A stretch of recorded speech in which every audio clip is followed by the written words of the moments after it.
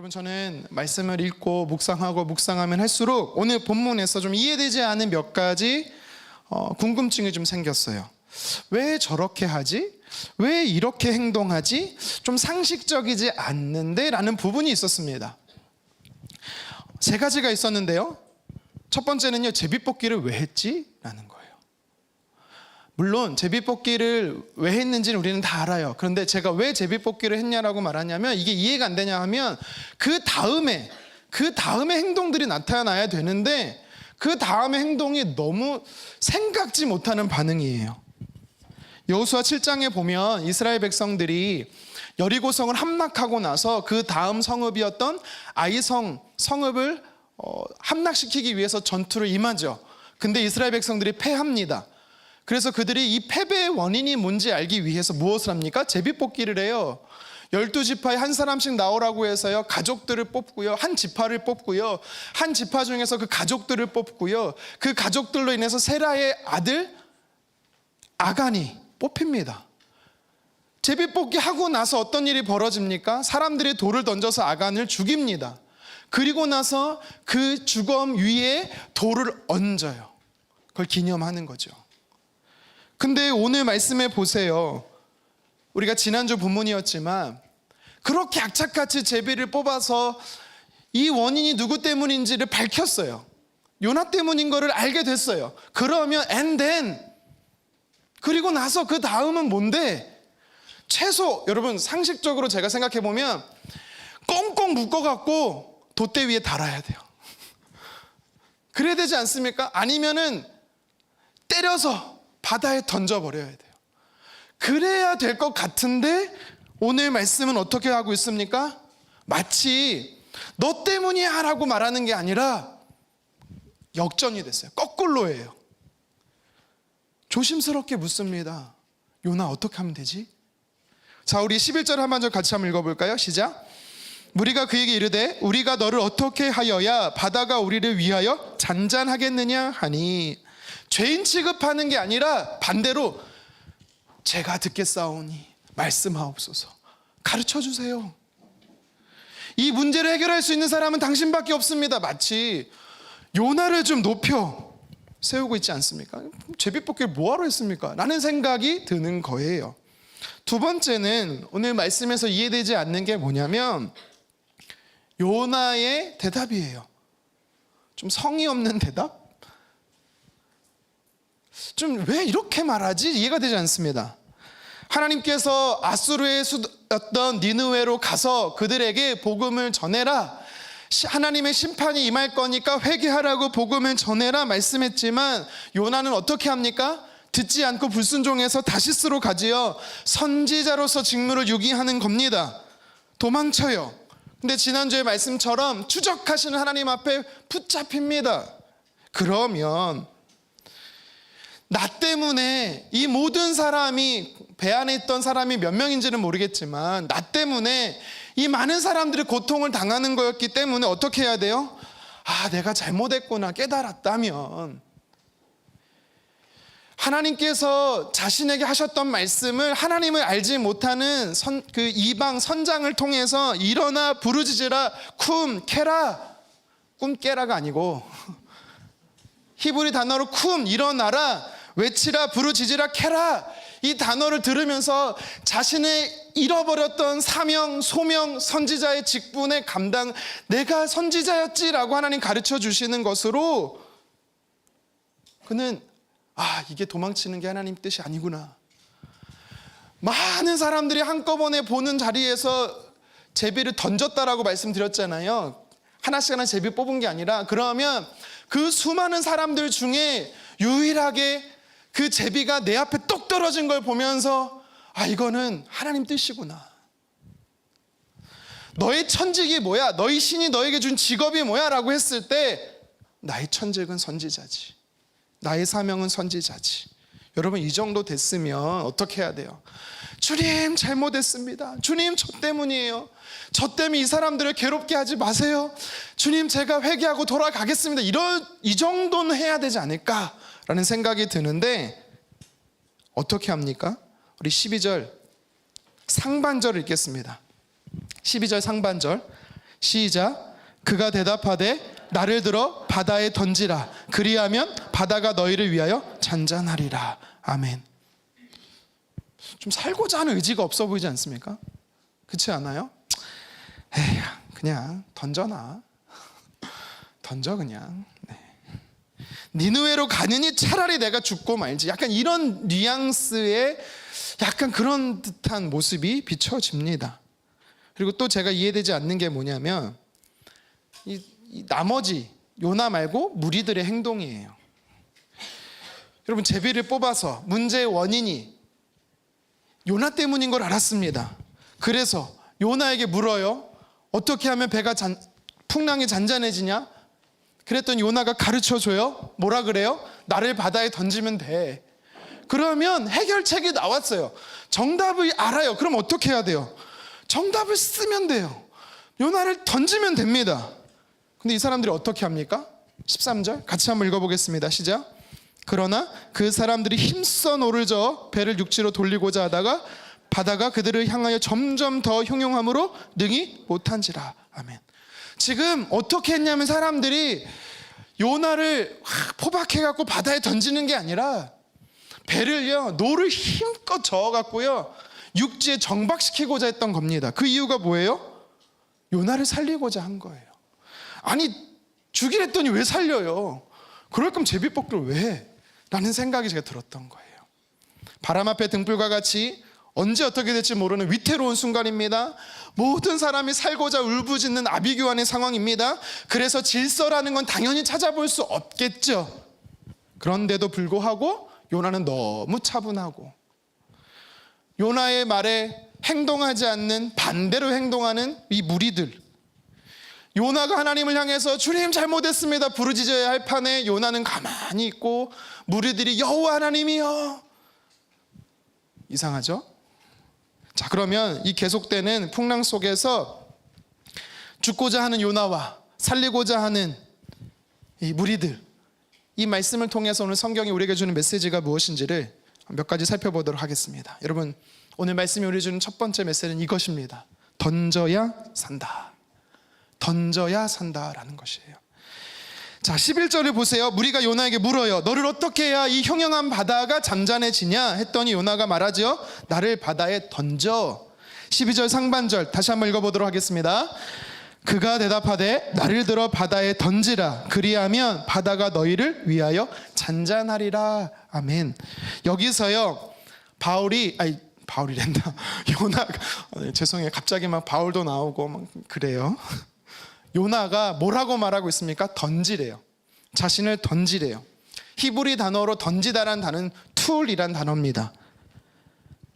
여러분, 우리가 캐치볼을 해요. 공을 막 주고 받고 이런 놀이를 해요. 그러다가 제가 딱 공을 던졌는데 못 받아서 저 멀리 굴러가요. 그럼 여러분 어떻게 해요? 지나가는 사람에게 저기요 아저씨 아줌마 얘들아 공 좀 던져주세요 그러지 않아요? 그러면 던지지요. 감사합니다 그럽니다. 근데 거리가 멀어요. 그럼 어떻게 해요? 힘껏 던져야 되죠. 해본 적이 없군요. 힘껏 던져야 돼요. 여러분, 그 힘껏 던지다라는 뜻이 던지다라는 단어예요. 야구에서 보면 투수가 온 힘을 다해서 강속구로 타자를 맞추면 안 되고 투수가 포수에게 던집니다. 타자가 못 칠 정도로 엄청 빠르게 던져요. 그걸 강속구라고 합니다. 여러분, 그게 바로 툴이에요. 던지다라는 것입니다. 바다에 던지래요. 그러면 왜 이렇게 요나는 이야기한 걸까요? 자기의 삶을 포기하는 걸까요? 아닙니다. 그런 뜻이 아니에요. 여러분, 혹시 이 영화를 보셨는지 모르겠어요. 2014년도에 개봉한 이 이순신 장군의 명량해전을 다룬 영화 명랑. 여러분, 이 영화가요 우리나라 한국 영화를 통틀어서 미국 헐리우드 SF 대작을 통틀어서요 우리나라에서 가장 많은 관객 수를 동원했습니다. 1761만 6,371명 오늘 기준. 이 영화를 우리나라에서 제일 많이 본 영화예요. 여러분 아시겠지만 이순신 장군이 군사들의 사기를 북돋으려고 명량해전을 앞두고 무리들 앞에서 이런 말을 했습니다. 필생즉사 필사즉생. 어렵죠? 무슨 말이에요? 살고자 하면 죽고 죽고자 하면 산다. 여러분, 이게요 무슨 말이에요? 너네 어차피 다 죽어, 그러니까 그냥 싸우다 죽어. 여러분, 이런 뜻입니까? 뭐 가미가제 특공대가 돼서 가서 자폭하라는 뜻이 아니잖아요. 무슨 말로 한 거예요? 살고자 하지 말고 죽고자 해라. 이게 정말 사는 방법이야. 그런 말 아니겠습니까? 너가 살고 옆에 있는 동료가 살고 집에 있는 우리 가족이 살 수 있는 방법은, 우리나라 이 조선이 살 수 있는 방법은 내가 죽을 각오하고 싸우는 게 그게 답이야. 이순신 장군이 말하지 않았을까요? 오늘 본문의 요나가 그런 뜻에서 말한 거예요. 나를 던져라. 여러분, 여기서는요 요나가 에이 그래 죽지 뭐 이런 뜻이 아니에요. 우리가 또 쓰는 말 중에 이런 표현이 있습니다. 아, 이제는 내 손에서 떠났어, 내가 해결할 수 없어. 여러분, 이런 말 가끔 하지요? 안 합니까? 내 손에서 떠났다라는 거예요. 내가 해결할 수 없다라는 거예요. 여러분, 오늘 이 요나가 나를 던져라 할 때 이 던지는 게 살길인 것을 어떻게 알 수 있는지 아세요? 이 단어가 주는, 요나서 1장 안에서 이 단어가 또 두 번, 오늘 우리가 살핀 이 전에 두 번 더 쓰이거든요. 그 단어를 보면 아, 하나님께서는 이걸 살리시기 위해서 던지라고 하시는 말씀이구나를 알 수가 있어요.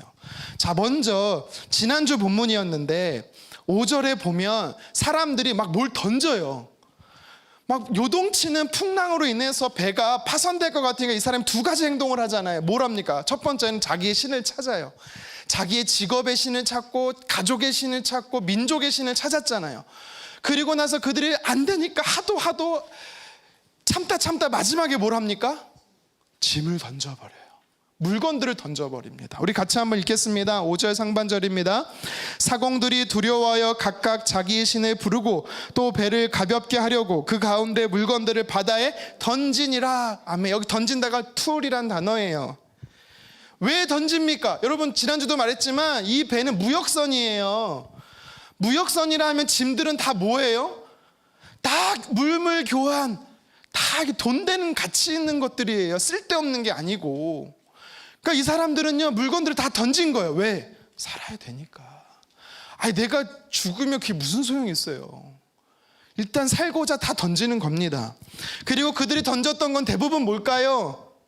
옷들, 생필품, 먹는 것 아닙니까? 우리 일상의 삶에 꼭 필요한 것들입니다. 근데 던지는 거예요. 왜? 내가 살고자. 여러분, 그렇습니다. 이들은요 살고자 던진 겁니다. 여러분, 우리가 던질 때 우리는 살 수가 있는 겁니다. 여러분, 또 이 단어가 두 번 쓰였다라고 했죠. 오늘 본문 말고 또 어디에 쓰인지 아세요? 던지다라는 표현이 안 나왔기 때문에 아마 여러분들이 한글 성경을 읽다 보면은 못 찾을 수 있는데요. 히브리 성경으로 보면, 원어로 보면 이 던진다라는 표현이 한 번 더 나와요. 우리 4절인데요 4절 상반절 함께 읽겠습니다. 시작. 여호와께서 큰 바람을 바다 위에 내리심에. 이 내리다가 툴이란 단어, 던지다라는 단어예요. 그러니까 하나님은 강하게 던졌어요. 뭘요? 바람을요. 그래서 이렇게 번역해서 다시 재해석할 수 있어요. 한번 읽겠습니다. 여호와께서 큰 바람을 바다 위에 던지심에. 여러분, 그럼 생각해 보죠. 왜 하나님이 그 바람을 빠르게 던졌어요? 강하게 던지신 이유가 뭘까요? 왜 던졌죠? 살리시려고. 누구를 살리려고요? 못 따라오네요. 누구를 살리려고요? 물론 요나를 살리고 또 배에 있는 사람들을 살리고 맞지만 진짜 하나님이 살리시고 어떤 사람은 니느웨 사람들이었어요. 좌우를 분별하지 못하는 60만 명이 넘는 사람들을 살리고 싶어서 하나님은요 던지신 거예요. 뭘요? 바람을요. 정리하면 하나님께서는요 사람을 살리기 위해 큰 바람을 던지셨고, 배의 사람들은 자기가 살고자 물건을 던졌고, 요나도 마찬가지입니다. 물론 요나는 자기가 바다에 던져지면 본인이 살지는 당신은 몰랐을 거예요. 그 당시만큼은. 하지만 요나는 뭘 알았어요? 자기를 던져야만 이 사람들이 살 건 알았어요. 요나는 그래서 사람들을 살리고자 자신을 던지라고 한 것입니다. 여러분, 이것이 우리에게 주는 영적 메시지, 의미가 무엇입니까? 여러분, 우리가 살고자 하면 던져야 된다라는 거예요. 던진다라는 게 뭘까요? 아까 말했죠. 내 손을 떠나는 겁니다. 내가 해결할 수 없기에 내려놓는 거예요. 그래서 던지는 건 내려놓는 거랑 똑같습니다. 예수님께서 제자들을 향해서, 자신을 따르는 무리들을 향해서 뭐라고 말합니까? 나를 따르고자 하면 뭐라고 말해요? 자기를 부인해라.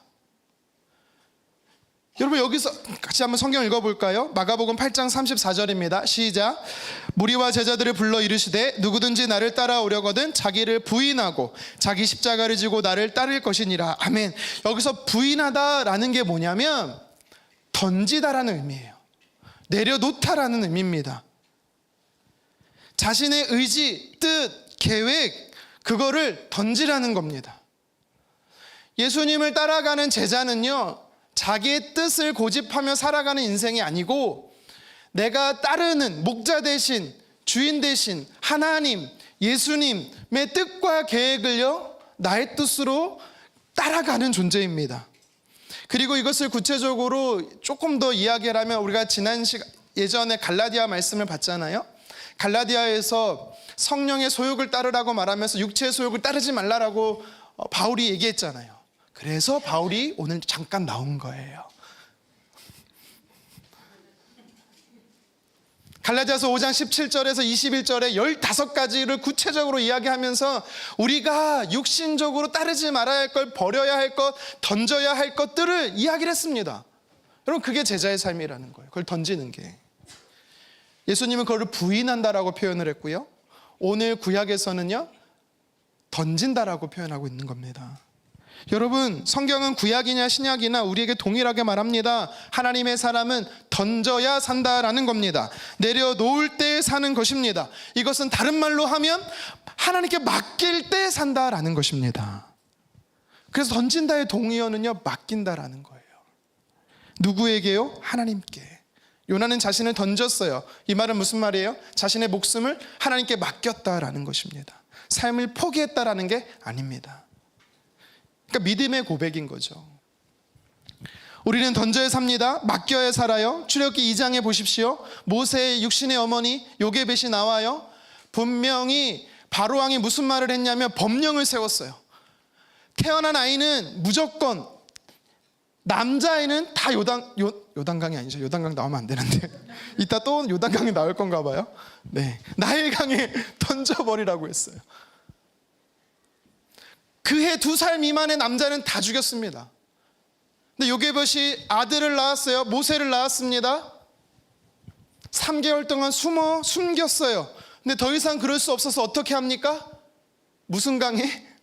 나일강에 갈대 상자에 던집니다. 여러분, 이거는요, 포기가 아니에요. 무슨 말이에요? 하나님께 이 아이를 맡긴다라는 겁니다. 하나님께 맡겼더니 어떤 일이 모세에게 벌어집니까? 물에서 건졌다, 죽음에서 살렸다 라는 이름의 모세로 하나님이 그 아이의 이름을 짓습니다. 여러분, 오늘 본문에서 죽음의 바다에 자신의 목숨을 던졌더니 하나님께서 어떻게 합니까? 요나를 건지십니다. 똑같은 패턴이에요. 우리 삶 안에 칠흑 같은 어둠이 있어요. 바다같이 무서운 존재가 있습니다. 내 힘으로 안 되는 상황이 있습니다. 그때 하나님께서 뭐라고 말하는 겁니까? 던져, 하나님께 맡겨 라는 것입니다. 그러면 모세를 건지셨던 것처럼, 요나를 건지셨던 것처럼 저와 여러분의 삶도 건지시겠다라고, 회복하시겠다라고 하나님 말씀하는 것입니다. 여러분, 근데 던지지 못하는 여러분들의 삶의 문제는 무엇입니까? 왜 못 던지고 계십니까? 걱정과 염려와 근심과 두려움이 있습니까? 던지십시오. 맡기십시오. 내가 쥐고 있으면 내가 꽉 내 품에 있어야만 안정감을 갖는다 생각하지 마십시오. 하나님은 던지라라고 분명히 말씀하세요. 베드로전서 5장 7절 말씀 같이 한번 읽어보겠습니다. 시작. 너희 염려를 다 주께 맡기라. 이는 그가 너희를 돌보심이라. 책임질 테니까 어떻게 하래요? 맡기래요. 이 맡긴다라는 단어가 제가 여러 번 말해서 이제는 다 아실 거예요. 영어로 캐스트예요. 아까 공놀이 할 때 멀리 던지는 것, 투수가 강속 아주 빠르게 던지는 것, 이게 캐스트, 맡기다라는 뜻입니다. 그래서 던지는 게 하나님께 맡기는 거랑 동의어예요. 여러분, 더러운 냄새나는 오물을 내가 품고 있어요. 아우 귀해, 아우 소중해, 이럴 사람 있을까요? 저희 집의 아이들은요, 분리수거는 잘하는데 음식물 쓰레기는 잘 안 버려요. 왠지 아세요? 냄새가 나서. 그래서 어쩔 수 없이 제가 합니다. 맞지? 거짓말이래요. 제 아내도 합니다. 여러분, 저도요, 어쩔 때는 손에 너무 더러운 게 묻어서 막 짜증이 나요. 근데 그 짜증난 것들 다 쥐고 있으면서 와, 행복하다? 이상한 거 아닙니까? 문제는 우리가 던지지 않는 것입니다. 일상의 삶에도 그래요. 예수님이 자기를 부인하라고 하셨는데 맡기라, 던지라 말씀하시는데 맡기지 못합니다. 요나가 무엇을 던지지 못했습니까? 자기의 뜻과 계획, 생각을 던지지 못했습니다. 그는 어떤 생각 속에 있었어요? 이스라엘 사람들만 구원을 얻는다. 선민사상을 던지지 못했어요. 이건 하나님이 약속한 게 아니에요.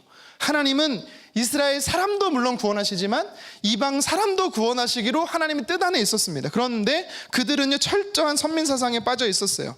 이거를 내려놔야 했습니다. 하지만 못했죠. 그래서 이런 문제가 생긴 겁니다. 특히 이방인들 중에 아수르는 더더욱 안 돼. 니느웨 사람들은 더더욱 안 돼. 왜요? 자신들을 공격했던, 괴롭히는 사람들이었거든요. 여러분, 36년 일본이 우리나라 식민 통치한 것 맞습니다. 우리 민족이 조상들이 나라를 빼앗겨서 고통스러워했어요. 그렇다고 해서 제가 그들은 절대 구원받을 수 없어 라고 하면 될까요? 우리 수봉 전사님 인도가 아니죠, 일본 선교 굉장히 사모하는데 안 돼요. 그러면 안 돼요. 여러분, 러시아가 우크라이나를 왜 침공했습니까? 3년 전에 러시아가, 푸틴이 연금 개혁을 했거든요. 실패한 거예요. 그래갖고 인기가 확 떨어지는 겁니다. 다음 대선에서 대통령이 돼야 되는데 도저히 될 수 있을 가능성이 없으니까 어떻게 해요? 우크라이나를 침공하는 거예요. 잘못된 거죠. 틀린 거예요. 그런데도 이 일로 인해서요, 국제사회는 어떻게 합니까? 경제 제재도 하고 무기도 우크라이나에 지원하고, 이번에 파리 올림픽에는 아예 러시아 이름으로 올림픽에 참견? 참석. 네. 참가. 어렵네요. 참 어렵네요. 네. 선수로 뛰지 못하겠습니다. 여러분, 아무리 그런다 하더라도 저희가, 여러분들이 러시아 사람들은 이래서 절대 구원받을 수 없어 라고 말하는 게 옳을까요? 아닙니다. 구원은 하나님께서 하시는 겁니다. 요나는요, 하나님께서 주시지도 않은 선민사상, 편협한 민족주의, 잘못된 제국주의 속에 빠져 있었습니다. 이 생각을 내려놓지 못하는 거예요. 이 생각을 던지지 못하는 겁니다. 이것을 하나님께 맡기지 못하는 겁니다. 여러분, 우리도 그럴 수 있어요. 아니, 어쩌면 분명히 맡겼거든요. 분명히 던졌거든요. 분명히 이제 내가 그렇게 안 할 거야 내려놨거든요. 근데 나도 모르게 내가 가서 주워 담고 있어. 내 말이 맞다, 내 생각이 옳다. 여러분, 요나와 같은 고집과 아집을 내려놓으시기를 바랍니다. 맡겨야 돼요. 누구한테요? 하나님한테요. 직장의 문제, 재정의 문제, 건강의 문제, 사람과의 관계, 여러분 다 맡겨야 합니다. 내려놓아야만 우리 안에 진짜 샬롬과 평안이 찾아오는 거예요. 여러분, 쓰레기는 빨리 던져야 돼요. 내가 해결할 수 없는 건 빨리 하나님께 맡겨야 되는 것입니다. 그러면 왜 우리는 맡기지 못할까? 왜 던지지 못할까? 곰곰이 생각해 봤어요. 성경이 왜 왜 하나님은 도리어 맡기라고 하실까? 그냥 우리가 스스로 할 수 있도록 해결하라고 하지 않고 왜 하나님 맡기라고 하실까? 곰곰이 생각해 봤습니다. 그래서 제가 3가지로 한번 정리해 봤어요. 여러분들이 기억하기 쉽게 영어로 갖고 왔습니다. 3R. 네. 자, 첫 번째는 뭐냐? 리페어. 왜 하나님이 저와 여러분들에게 맡기라고 하는지 아세요? 왜 하나님께서 저와 여러분들에게 하나님 앞에 던지라고 하시는지 알아요? 고치시려고요. 망가졌어요. 수선하기 위해서. 여러분 한번 생각해 볼까요? 고장난 차, 브레이크가 고장난 차, 여러분 시동을 걸고 악셀을 밟고 운전해 보세요. 어떻게 됩니까? 자기를 죽이는 자살행위일 뿐만 아니라 남을 죽이는 살인행위예요. 그러니까 하나님은 어떻게 하세요? 야, 안 돼. 고쳐야 돼. 내려놔. 맡겨, 던져버려. 주님 말씀하는 겁니다. 동전 맡기세요. 나의 고집, 죄로 인해 우리가 잘못된 길로 갈까봐 하나님께서 맡기라고 하시는 겁니다. 두 번째, 왜 하나님이 저와 여러분들에게 맡기라고 하는지 아세요? 리인포스예요. 단어를 찾다 이게 제일 그나마 적절해서 리인포스. 무슨 말이에요? 힘을 더 주시기 위해서. 강화하다라는 단어입니다. 비슷한 단어는 리프레시가 있고 리뉴얼이 있습니다. 여러분, 하나님께서요 우리의 삶을요 향상시키기 위해서 하나님 맡기라고 하는 겁니다. 더 쉬운 말로 할게요. 업데이트하기 위해서. 여러분, 제가요 올 초에 핸드폰 하나 샀습니다. 여러분 아실란가 모르겠네. 갤럭시 24라고. 요걸로 달을 찍으면 줌이 됩니다. 네, 달이 찍혀요. 달의 생생한 모습이 찍혀요. 엄청나죠? 여러분, 근데 이 갤럭시 24에 특별한 기능이 하나 있습니다. 아실란가 모르겠어요. 외국 사람하고 통화를 하잖아요. 자동으로 번역이 됩니다. 할렐루야. 신기한 반응이 일어나야 되는데 이게요 갤럭시 24부터 탑재된 기능이에요. 여러분, 그래서 죄송해요, 저만 이런 기능이 있어요. 근데 여러분 그거 아십니까? 이 모든 기능이, 삼성 핸드폰의 모든 기능이 그런 게 아니라 제가 알기로는 갤럭시 20부터 23까지는요 업데이트하면 이 기능을 다 쓸 수 있어요. 왜 하나님께서 우리에게 맡기라고 하는지 아세요? 내려놓으라고 하신지 아세요? 하나님 앞에 왜 던져라고 하신지 아세요? 성능을 향상시키기 위해서, 성장하게 하기 위해서, 하나님이 더 큰 것을 주시기 위해서, 그래서 맡기라는 겁니다. 근데 우리는 어떻게 합니까? 안 돼요, 못해요. 드리는 게, 맡기는 게 여러분 우리한테 유익인 것입니다. 세 번째 이유가 있어요. 하나님이 왜 맡기라고 하실까요? 리스토어입니다. 리스토어. 회복하시기 위해서. 내가 빼앗기고 내가 잃어버렸던 게 많아요. 어떤 역할을 빼앗겼고요, 어떤 신분을 잃어버렸고요, 직분, 건강, 관계, 재정 다 뺏겼어요. 뭐 때문에요? 그것이 죄일 수 있고요, 불순종일 수 있고요, 하여튼 어떤 이유 때문에. 그런데 하나님께서 이제는 맡기래요. 내려놓으래요. 던지래요. 그러면 왜 하나님 앞에 맡기라고 하는지 아세요? 그걸 회복시켜 주려고. 대표적으로 하나님과의 친밀함을 회복시켜 주시기 위해서. 오늘 본문에 요나가 그랬어요. 요나는요 불순종으로 선지자의 직분을 빼앗겼어요. 뭐 본인이 포기한 걸 수도 있겠지만 더 이상 그는 선지자로서 사명을 감당할 수 없는 자가 됐습니다. 그런데 하나님께서요 던지래요. 하나님께서 내려놓으래요. 맡기래요. 왜요? 그 직분, 선지자의 직분을 회복시켜 주시려고요. 여러분, 우리가 왜 하나님께 맡기지 못합니까? 내려놓지 못합니까? 하나님을 오해해서 그래요. 하나님은 손해보는 장사 안 하지, 하나님은 다 빼앗는다라고 생각합니다. 여러분, 아닙니다. 우리 하나님은 그런 분이 아니십니다. 좋으신 분이세요. 여러분, 하나님은요 진짜 좋은 부모와 같아요. 모든 걸 줘도 대가를 바라지 않는, 여러분 생각하는 그런 나쁜 부모 말고요, 좋은 분이세요. 나를 회복시키고 나를 성장시키고 나를 고쳐주시기 위해서 맡기라는 것입니다. 여러분, 맡기기를 원합니다. 마태복음 19장에 보면 예수님께 한 사람이 찾아와요. 찾아와서 질문을 던집니다. 아마 이 성경 마태복음 19장을 읽어보신 분들은 굉장히 불편하다는 거, 저도 불편하거든요. 아마 불편한 생각을 다 했을 거예요. 청년인데요. 이 청년이 예수님 어떻게 하면 영생을 얻을 수 있습니까? 물어요. 그러니까 예수님이 뭐라고 말합니까? 계명을 다 지키세요. 하나님의 말씀대로 순종해 살면 영생을 얻을 수 있어요 라고 말했어요. 그랬더니 그 청년이 뭐라고 말합니까? 저는요 어려서부터 다 지켰어요. 그러니까 예수님이 이렇게 말해요. 마태복음 19장 아닙니다. 마태복음 19장 그 21절에 예수님 그러면 재물을 팔아서 가난한 자에게 나눠주세요. 이렇게 말합니다. 불편하죠? 심지어 저희가 마태복음 19장을 읽지만 마가복음하고 누가복음에서는요 뭐라고 하는지 아세요? 재물을 다 팔아서. 다가 그나마 마태복음에 빠져서 제가 마태복음 갖고 온 거예요. 그랬더니 마태복음 19장 22절에 청년이 이렇게 느낍니다. 같이 읽겠습니다. 그 청년이 재물이 많음으로 이 말씀을 듣고 근심하며 가니라. 여러분 불편하죠? 왜 불편해요? 돈 뺏어가시는 하나님, 달라고 요구하시는 하나님. 여러분 우리가 여기에 방점을 두니까 이 말씀이 불편한 거예요. 이 문맥을 살피면 예수님은 재물에 방점을 두신 게 아니에요. 예수님은 계명에 방점을 두신 거예요. 분명히 예수님이 청년에게 뭐라고 말했어요? 계명을 지키세요. 저 계명 다 지켰는데요. 정확히 보신 거죠. 하나님을 사랑하고 이웃을 사랑하는 게 계명의 핵심이잖아요.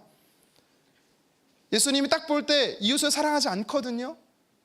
이웃을 사랑할 수 있는 방법 중에 하나가 뭐예요? 옆에 가난한 사람, 먹지 못하는 사람, 아픈 사람 좀 돌보라고. 너 그 많은 재물도 있는데 그거 어디다 쓰려고 그래? 조금이라도 팔아서 그저 좀 도우라고. 그게 계명을 지키는 거야.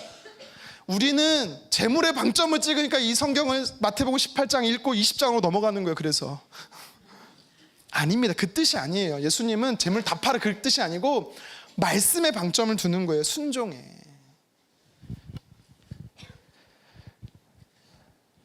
문제는 뭐예요? 이 청년의 문제가 뭐예요? 안정감이 어디 있었어요? 물질에 있었어요. 많은 물질에 있었어요. 그러다 보니까 조금 파는 것도 싫은 거예요. 내려놓기 싫은 거예요. 맡기기 싫은 거예요. 여러분 이것을 우리에게 이야기하는 겁니다. 성경은.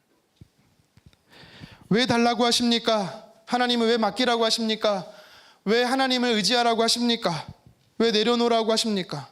이유는요, 아까 제가 3가지로 말씀드렸잖아요. 저와 여러분들을 회복해 하시려고, 향상시키고 성장시키시려고, 고치시려고.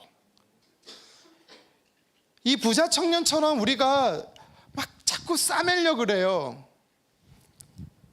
예수님은요 마태복음 19장 21절 하반절에 이렇게 말씀하셨어요. 우리 같이 한번 읽어보도록 하겠습니다. 내 소유를 팔아 가난한 자들에게 주라. 그리하면 하늘에서 보화가 내게 있으리라. 아멘. 예수님은요 아까 제가 3가지 말씀했던 것처럼 그 청년에게 가르치고 싶었어요. 무엇을요? 너의 안정감이 썩어질 이 땅에 있는 것이 아니라 너에게 참 평안을 주고 참 기쁨을 주고 참 소망을 주는 것은 영적인 거야. 너의 소망이 하늘에 있어야 돼. 하나님께 있어야 돼. 이 마인드를, 이 사고를, 삶의 패턴을 바꾸고 싶으셨던 겁니다. 고쳐주고 싶었던 거예요. 만약 이 청년이 예수님의 의미를 깨닫고 나서 자기 주변의 가난한 사람들을 도우기 시작했다면 여러분 어떤 일이 일어났을까요? 그 사람의 재정이 사라졌을까요? 저는 그렇게 보지 않습니다. 도리어 더 많아졌을 거라 저는 봅니다. 도리어 삶의 기쁨과 감사가 넘쳤을 거라고 생각합니다. 왜 예수님께 와서 어떻게 하면 구원을 얻습니까? 왜 물어봤겠어요? 구원의 확신이 없으니까. 삶의 소망이 없으니까. 그러니까 예수님은 그 청년에게 가르쳐주고 싶었던 거예요. 너의 삶의 소망은 육체에 썩어질 게 아니라 하늘나라에 천국에 있는 거야. 여러분 저와 여러분도 그랬으면 좋겠습니다. 여러분 저는 어떤 믿음이 있는지 알아요? 믿음이 그게 좋은 건 아닌데 제가 물질에 관해서는 한 가지 믿음이 있습니다. 뭐냐면 만약 하나님이 저에게 물질을 요구하잖아요.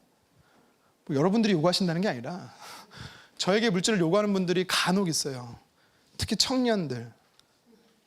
목사님 오랜만이에요. 잘 지내셨죠? 뵙고 싶어요. 왜 저 만나러 오는지 알아요? 다음 주에도 한 분이 선교지로 간대요. 만나고 싶대요. 10수년 만에 연락이 왔어요.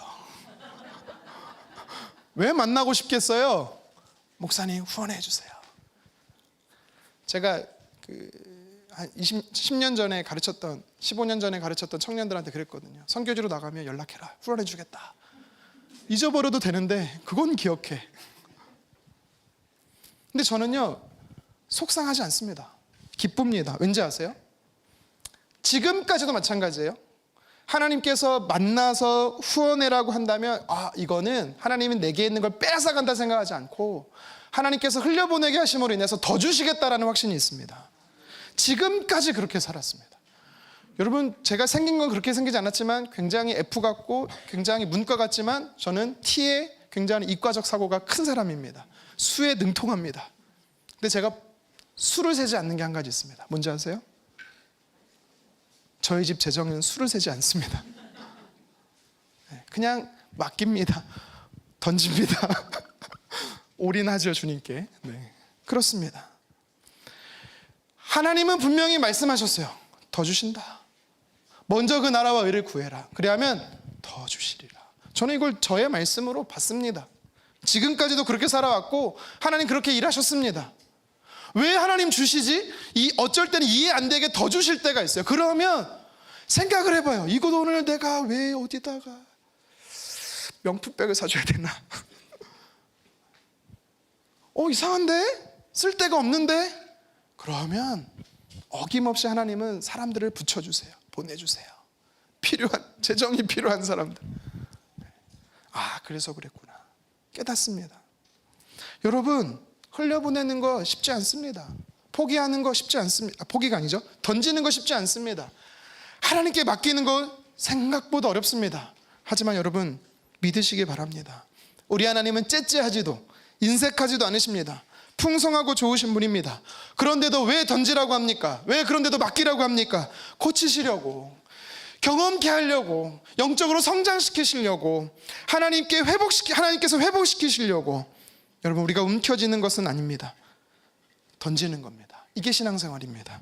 저와 여러분들이 하나님 앞에 맡기기를 주님의 이름으로 축원합니다. 계속해서 오늘 성경이 우리에게 주는 메시지가 있어요. 무엇이냐면 큰 풍랑이 때로는 은혜가 된다라는 것입니다. 싫은데. 구약 성경에 보면은요, 이스라엘 백성들이 출애굽을 하고 나서 가나안 땅에 정착을 하죠. 여호수아 이후로 300년의 시간이 흘러가요. 그래서 사무엘 선지자 때 사울 왕이 나오기 전까지, 그때부터 이제 왕정 시대가 시작됩니다. 그러니까 사울 왕이 등장하기 전까지 약 한 300년 동안 왕이 없었어요. 이때 시대를 우리는 뭐라고 말하냐면 사사 시대라고 이야기를 합니다. 하나님께서요, 사사를 통해서 이스라엘 백성들을 보호하셨다라는 겁니다. 다음 사진 한번 보여주시겠습니까? 이 사진에 보면 왼쪽은 왼쪽은 12사사가 어디서 활동했는지 지역에 활동했던 사사를 보여주는 거고요. 오른쪽의 사진은요, 온니엘부터 삼손까지, 삼손 이름이 생각이 안 났어요. 12명의 사사를 순서를 보여주는 겁니다. 이렇게 하나님께서는 한 300년 동안 이스라엘 이 가나안 땅을 통치하셨어요. 근데 문제는 뭔지 아세요? 이 12명의 사사가 활동했던 약 한 300년의 시대 동안에 여러분 사사기를 읽어보시면 알겠지만 계속 반복하는, 이스라엘 백성들이 계속 반복하는 모습이 있어요. 다음 사진 한번 보여주시겠습니까? 죄의 악순환을 계속하는 겁니다. 분명히 하나님께서 가나안 땅에서는 하나님만 섬기라라고 말했는데 이들이 가나안 땅에 살면서요, 우상 숭배에 빠져요. 죄를 짓는 것입니다. 그래서 하나님이 어떻게 해요? 하나님이요, 주변에 있는 민족을 보내서, 나라를 보내서 하나님 이스라엘 백성들을요 괴롭히십니다. 큰 풍랑을 보내세요. 그러면 이스라엘 백성들이 어떻게 합니까? 주님 잘못했어요, 주님 용서해 주세요 하면서 회개하지요. 살려달라고 기도합니다. 그러면 하나님께서 사사를 세우세요. 사사를 세우셔서 그 민족을 쫓아내시고 평안을 주시고 샬롬을 주시고 이스라엘 백성들이 기뻐하고 감사하는 모습이 반복이 돼요. 그런데 또다시 우상 숭배하고, 이 패턴이 300년 동안 계속되는 거예요. 이게 문제입니다. 하나님은 그만 좀 보내시지, 여러분 이렇게 생각하시겠습니까? 하나님은 그만 좀 이방인들을 보내시지 이렇게 우리가 말하겠어요? 아니요. 왜 그들을 보내셨어요? 이스라엘 백성들을 회복시키려고, 이스라엘 백성들을 살리시려고. 여러분, 우리 인생도 똑같다라는 겁니다. 그리고 오늘 본문의 말씀도 똑같다라는 거예요. 하나님께서 왜 풍랑을 보내셨습니까? 이유가 뭡니까?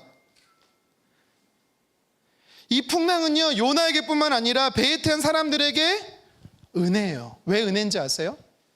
살리시는 은혜입니다. 원래 배에 있던 사람들이 어떤 사람들이에요? 사진 그만 보여주세요. 원래 배에 있던 사람들이 어떤 사람들이에요? 이방인들이었어요. 하나님 모르는 사람들이었어요. 5절에 보면은 자기의 신들을 찾았어요. 그런데 5절 이후에는요, 자기의 신들을 찾지 않습니다. 14절에 보십시오. 14절 상반절 함께 읽도록 하겠습니다. 무리가 여호와께 부르짖어 이르되 여호와여 구하고 구하오니. 지금 누굴 찾고 있어요? 여호와 하나님을 찾고 있어요. 자기 신 이제 안 찾아요. 심지어 16절입니다. 이런 표현도 나옵니다. 같이 한번 읽겠습니다. 그 사람들이 여호와를 크게 두려워하여 여호와께 제물을 드리고 서원을 하였더라. 아멘.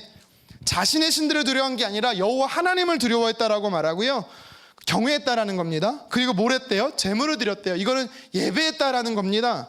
이게 끝이 아니지요. 또 뭐 했대요? 서원했대요. 서원했다라는 게 무슨 말이에요? 약속했다라는 거예요. 내가 이제 어떻게 살기로 하나님 앞에 약속했다라는 겁니다. 작정했다라는 거예요. 물론 이것이 이 사람들이 다 하나님을 믿었다라고, 잘 믿었다라고, 앞으로 잘 믿었다라고는 볼 수는 없겠지만, 분명한 사실은 이 15절, 14절, 16절의 고백을 통해서 우리가 무엇을 알 수 있냐면, 더 이상 이들은 이 풍랑을 겪고 나서 더 이상 자기의 우상들을 찾지 이방신을 찾지 않았다라는 겁니다. 하나님을 찾았다라는 거예요. 그래서 은혜예요. 이 고난이 왔지만, 이 풍랑이 있었지만 이들은 이것 때문에 하나님의 백성이 됐다라는 겁니다. 여러분, 건강에 어려움 올 수 있어요. 사업하다 물질 어려움 올 수 있고요. 자녀의 어려움이 있어요. 이렇게 우리 집에는 이런 어려움이 있을까? 제가 볼 때 어려움 없는 가정이 없어요. 다 있어요. 다 있습니다. 여러분들 기억하십시오. 그게 하나님을 찾게 하는 은혜가 될 수 있다는 사실입니다. 어쩌면 그게 없으면 하나님께서 멀어질 수도 있다는 사실을 우리는 알아야 되는 겁니다. 그래서 풍랑이 은혜가 되었던 거예요, 이들에게. 뿐만 아니죠. 이 풍랑은요, 요나에게도 은혜였어요. 왜 은혜가 되었습니까? 한없이 낮아지던 요나, 영적으로 침체해가던 요나, 하나님께서요 그 요나를요 영적으로 성장시키고 다시 일으켜 세우시는 그 계기가 뭐였어요? 이 큰 풍랑이었어요. 불순종으로 인해서 선지자로서의 사명을 박탈당했습니다. 그런데 하나님께서 이 풍랑을 보내심으로 인해서 그 선지자로서의 사명을 감당할 수 있도록 회복시켜 주셨어요. 그래서 요나에게 은혜입니다. 여러분, 오늘 성경 좀 이상하지 않습니까? 분명히 요나는 바다에 던져졌어요. 그렇죠? 요나서는 누가 썼습니까? 난 아닌데. 요나가 썼어요. 요나는 분명히 바다에 던져졌죠. 근데 15절 16절의 내용이 무슨 내용이에요? 바다가 잠잠해졌더라. 배에 있던 사람들이 하나님을 예배하더라. 이거 요나가 어떻게 봤죠? 상상해서 썼을까요? 여러분, 이거를 왜 기록했냐면, 이제 이걸 가지고 이제 어떤 사람들은 봐봐라, 요나는 바다에 던져졌는데 어떻게 요나가 그걸 알고 썼겠어, 이 성경은 요나가 쓴 게 아니야 라고 하는 사람들이 있는데요, 아니요. 도리어 이게 주는 메시지가 있습니다. 하나님이 요나에게 선지자로 회복시키셨다라는 간접적인 증거예요. 뭐예요? 하나님이 가르쳐 주시는 겁니다. 요나야, 배가 풍랑이 잠잠게 되었어. 요나야, 너로 인해서, 너가 바다에 던져진 이후로 그들이 회심하고 하나님을 믿게 되었어 라고 하나님은 선지자인 요나에게 가르쳐 줬어요. 선지자로서의 기능이 회복됐다라는 사실입니다. 그럼 이게 회복됐다라는 것을 보여주고 있는 거예요. 그래서 요나에게 은혜였던 겁니다. 북이스라엘의 아합 왕 때 엘리야 선지자가 활동했던 시대가 있어요. 3년 6개월 동안 비가 오지 않았습니다. 비가 오지 않으니까 뭐 왕부터 시작해서 모든 백성들이 고통스러웠어요. 힘들었어요. 근데 그 원인이 뭡니까? 우상 숭배였어요. 바알과 아세라를 섬기는 그 우상 숭배 때문에 하나님께서야 큰 풍랑을 보내신 거예요. 기근이라는 풍랑을 보내신 겁니다. 그로 인해서 사람들이 어떻게 합니까? 고통스럽고 힘들지만 850대 1로 바알과 아세라를 섬기는 선지자들과 제사장들과 엘리야가 싸워서 이깁니다. 하나님이 그것을 통해서 갈멜산 전투를 통해서 무엇을 보여줍니까? 하나님이 유일하신 하나님이시다라는 걸 모든 사람들에게 보여주십니다. 여러분, 고난이 있지만, 연단이 있지만 그것이 하나님께서 살리시기 위해서, 회복을 위해서 보내신다라는 거예요. 그래서 은혜가 된다라는 겁니다. 떡집, 두다나의 합성원, 베들레헴. 여러분, 우리가 룻기서를 보면서 기억하잖아요. 하나님의 풍성한 은혜를 떠났던, 베들레헴을 떠났던, 모압 지방으로 갔던 한 여인이 있습니다. 나오미란 여인이 있어요. 그냥 하나님 없이 세상 속에 살았다라는 겁니다. 어떤 일이 벌어집니까? 남편도 죽고 두 아들들 다 죽습니다. 인생에 큰 풍랑이 찾아온 거지요. 근데요, 그 풍랑 때문에 어떻게 됐어요? 소문을 들었어요. 어떤 소문? 여호와 하나님은 자기 백성을 돌보신다더라. 평소에는 들리지도 않은 음성이 큰 풍랑을 만나니까 들리기 시작한 거예요. 그래서 어떻게 합니까? 돌아가는 거예요. 어디로요? 하나님 앞에. 그래서 살았어요. 하나님 우리를 살리시기 위해서 때로는 큰 풍랑을 주십니다. 여러분, 혹시 오늘 본문에 요나처럼 아니면 배에 탄 사람들처럼 큰 풍랑으로 인해서 어려운 상황 가운데 있는 분들 계십니까? 여러분, 기억하십시오. 하나님은 나를 살리시기 위해서, 우리 가정을 살리시기 위해서 때로는 은혜로 풍랑을 주신다. 그 풍랑이 은혜가 된다라는 사실 기억하셨으면 좋겠습니다. 짧게 한 가지만 더 살펴볼게요. 오늘 본문이 우리에게 준 영적 메시지가 있어요. 뭐냐면 하나님의 뜻은 꺾이지 않는다라는 겁니다. 절대 하나님의 뜻은 꺾이지 않습니다. 하나님의 크신 뜻, 계획은요, 사람이 막을 수도 없고 변경할 수도 없다라는 겁니다. 왜요? 하나님은 자기의 열심으로 그 일을, 구원의 역사를 이루어 가시기 때문입니다.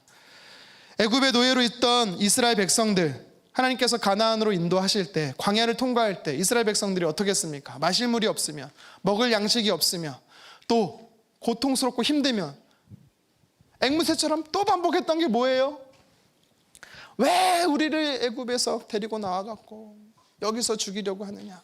가나안에 가면 안 된다. 애굽으로 돌아가야 된다. 계속 그러죠. 블레셋이든, 그러니까 그런 이 아말렉이든 블레셋이든 계속해서 공격해 오면은 하나님께 엄청 투정합니다. 그때마다 하나님 어떻게 하십니까? 그들을 싹 사라지게 해요. 아말렉이든 모압이든 나를 괴롭히는 사람들이 많았어요. 심지어 가나안 땅에 있는 왕들도요, 이스라엘 백성들이 가나안에 못 들어가게 하도록 계속 공격했습니다. 모압 왕 발락은 어떻게 합니까? 발람 선지자를 데리고 와서 저주해라. 하나님이 어떻게 하십니까? 축복하게 하시잖아요. 하나님의 구원의 큰 계획을 사람이 막을 수 없다라는 사실입니다. 하나님의 구원 계획은 절대 사람이 막지 못해요. 니느웨를 구원하고자 하신 하나님의 구원을요, 요나 선지자가 막을 수 없었습니다. 그리고 니느웨 사람들을 구원하시는 하나님의 계획 속에는요, 요나를 바다에 던지는 게 있었기 때문에 그렇게 뱃사람들이 요나를 살리려고 해도 풍랑이 잠잠해질 수가 없었던 거예요. 이것을 보면서 우리는 무엇을 알 수 있냐면 하나님의 큰 뜻이 있다라는 겁니다. 선하시고 기뻐하시고 온전한 뜻이 있다라는 거예요. 이 뜻 안에 있는 게 여러분 축복입니다. 이 뜻 안에 살아가는 인생이 행복한 인생입니다. 물론 하나님은요, 큰 뜻 안에 우리의 선택과 결정을 존중해 주세요. 우리가 하나님의 뜻 안에 있으면 우리의 선택과 결정을요, 허용해 주세요. 그런데 우리의 그 영역, 바운더리, 때로는 경계선, 하나님 뜻 안에 있을 때는 괜찮은데 선을 넘어가서 뜻밖의 살아가게 되면 하나님은요, 때로는 우리에게 주신다라는 거예요. 뭘요? 풍랑을요. 다시 뜻 안에 머물게 하시려고. 우리가 바꿀 수 없는 문제거든요. 11절에 요나가 분명히 나를 바다에 던지라고 했는데, 그러면 흉흉한 바다가 잔잔해진다라고 말했는데 13절에 사람들은 어떻게 합니까? 힘껏 노를 젓죠. 왜 요나를 살리려고 했을까요? 그 이유가 14절에 나옵니다. 우리 14절 같이 한번 읽겠습니다. 이 사람의 생명 때문에 우리를 멸망시키지 마옵소서, 무죄한 피를 우리에게 돌리지 마옵소서. 이걸 통해서 우리가 무엇을 알 수 있냐면, 이들은요 요나 때문에 온 건 알겠는데 혹시라도 이 풍랑을 준 여호와 하나님의 선지자를 우리가 해하면, 죽이면 이 피해가 고스란히 우리한테 올까봐 그게 무서웠던 거예요. 그러니까 다시 말해서 하나님의 뜻을 거절하려고 했던 게 아니라 요나를 살리고자 했던 뜻은 뭐예요? 선한 뜻이 있었다라는 겁니다. 근데 중요한 사실은 뭐예요? 그들은 무지했던 거죠. 하나는 알고 둘은 몰랐던 거예요. 뭐예요? 하나님의 뜻은 요나가 던져지는 거였습니다. 여러분, 우리도 오늘 이 뱃사람들처럼 하나님 앞에 선한 의도로 해낼 때가 있어요. 근데 그게 무지함으로 하나님의 뜻을 막는 경우가 있다니까요. 그럴 수 있습니다. 그래서 우리는 더더욱 중요한 게 뭐냐? 뜻 안에 머물러야 되는 겁니다. 뜻 안에서 살아가야 되는 겁니다. 결국 요나가 말한 것처럼 무리들이 요나를 바다에 던지지요. 풍랑이 그때 이제 잠잠해집니다. 성경은 우리에게 무엇을 말합니까? 뜻 안에 있을 때 안전하다라는 겁니다. 뜻 안에 있을 때 우리의 문제가 잠잠해진다라는 거예요. 내가 그것을 어떻게 해보려고 바꾸려고 하면 되지 않는다라는 겁니다.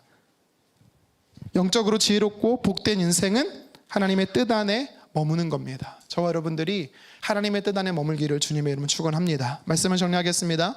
오늘 말씀을 통해 성경 우리에게 무엇을 이야기합니까? 우리 하나님은 살리시는 하나님이시다라는 겁니다. 나의 하나님은, 우리 하나님은 살리시는 하나님이십니다. 좋으신 하나님이세요. 하나님은 큰 그림 속에서 니느웨 사람들을 살리고 싶으셨습니다. 그리고 하나님은 오늘 본문에서 배 안에 있는 사람들을 살리고 싶으셨습니다. 또 하나님은 한 사람, 누구요? 요나를 살리고 싶으셨습니다. 그래서 하나님께서는요, 오늘 말씀을 통해 우리에게 주는 메시지가 살리시는 하나님이시다라는 사실입니다. 하나님이 내 삶에 살리시는 역사가 일어나기 위해서 우리는 어떻게 해야 합니까? 첫 번째로 던져야 합니다. 던져야 사는 거예요. 다시 말하면 내려놓아야 사는 겁니다. 하나님께 맡길 때 우리는 사는 것입니다. 그리고 지금 나의 삶에 오늘 본문의 사람들과 같이 큰 풍랑이 여러분의 삶에 있을 수 있습니다. 근데 기억하십시오. 때로는 그 풍랑이 나를 살리는 하나님의 은혜가 될 수 있다라는 사실입니다. 왜요? 하나님은 회복하시는 분이시거든요. 하나님은 성장시키시고 고쳐주시는 분이시거든요. 사사시대 이스라엘 백성들처럼 우상숭배의 죄로 인한 것이든, 아니면 오늘 본문의 요나와 같이 불순종이든, 아니면 욥처럼 원인을 알 수 없는 상황이든, 분명한 것은 풍랑이 올 수 있다라는 사실입니다. 그런데 중요한 것은 우리가 하나님 뜻 안에 있으면 어떻게 된다고요? 15절 하반절 말씀 우리 마지막으로 한 번만 더 읽어보겠습니다. 시작. 바다가 뛰노는 것이 곧 그치니라. 바다가 언제 그친다고요? 즉시 그치는데 언제요? 내려놓을 때. 여러분, 그래서 풍랑이 있으면 은혜일 수가 있습니다. 오늘 본문 말씀을 통해 살리신 하나님의 뜻 안에 있는 것이 얼마나 복된가를 우리 말씀을 통해 깨닫습니다. 여러분, 우리가 여기 있는 모든 분들이 저와 함께 우리는요, 하나님의 뜻 안에서 살아갈 뿐만 아니라 하나님의 뜻 안에서 걸어가는 인생 되었으면 좋겠습니다. 때로는 영적인, 때로는요 선한 의도도 하나님 뜻을 막을 수가 있어요. 이 무리들이 그랬다니까요. 그래서 우리는 어떻게 해야 돼요? 계속 물어야 돼요. 하나님, 내가 잘 가고 있습니까? 하나님, 내가 정말 하나님 뜻 안에 있습니까? 계속 물어야 되는 겁니다. 하나님 앞에 물어서 뜻 안에 있음으로 살리시는 하나님의 은혜를 경험하는 저와 여러분 되기를 주님의 이름으로 축원합니다.